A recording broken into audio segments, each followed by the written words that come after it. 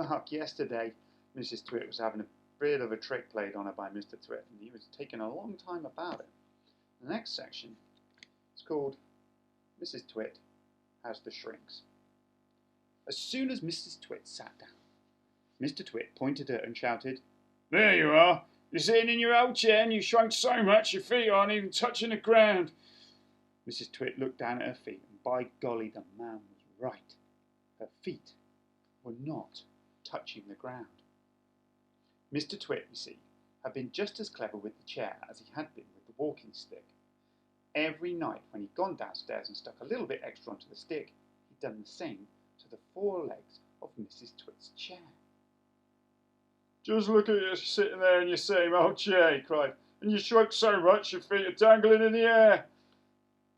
Mrs. Twit went white with fear. "You've got the shrinks," cried Mr. Twit, pointing his finger at her like a pistol. "You've got them badly. You've got the most terrible case of shrinks I've ever seen." Mrs. Twit became so frightened she began to dribble. But Mr. Twit, still remembering the worms in his spaghetti, didn't feel sorry for her at all. "Suppose you know what happens to you when you get the shrinks?" he said. "What?" asked Mrs. Twit. "What happens?" "Your head shrinks into your neck, and your neck shrinks into your body, and your body shrinks into your legs, and your legs shrink into your feet. And in the end, there's nothing left except a pair of shoes and a bundle of old clothes." "I can't bear it," cried Mrs. Twit. "It's a terrible disease," said Mr. Twit, "the worst in the world." "How long have I got?" cried Mrs. Twit. "How long before I finish up as a bundle of old clothes and a pair of shoes?" Mr. Twit put on a solemn face. "At the rate you're going," he said, shaking his head sadly, "I'd say no more than 10 or 11 days. "But isn't there anything we can do?" cried Mrs. Twit. "There's only one cure for the shrinks," said Mr. Twit.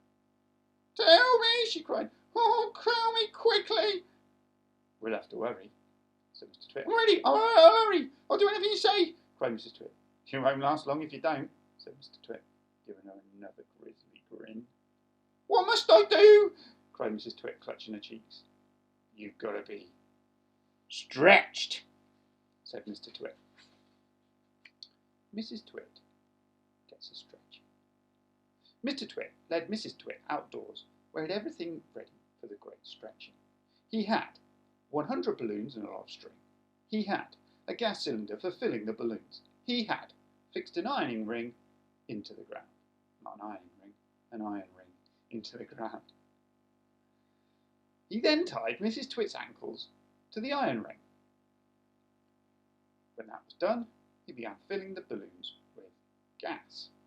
Each balloon was on a long string. When it was filled with gas, it pulled on its string, trying to go up and up and up.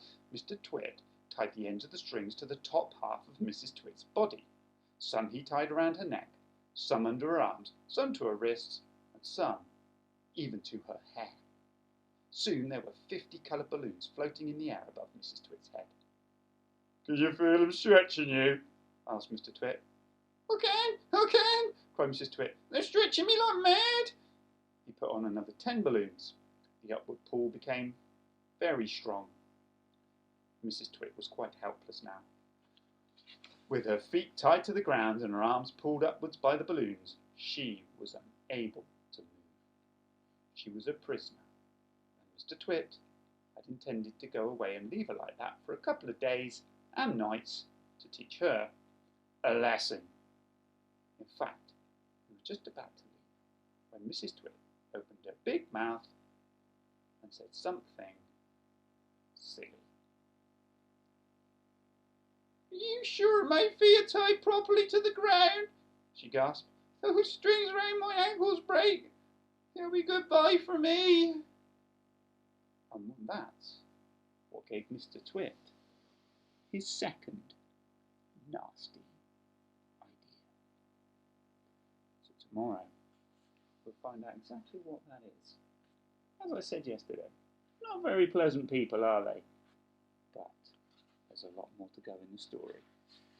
And here is a picture of Mr. Twit, Mrs. Twit, and the iron ring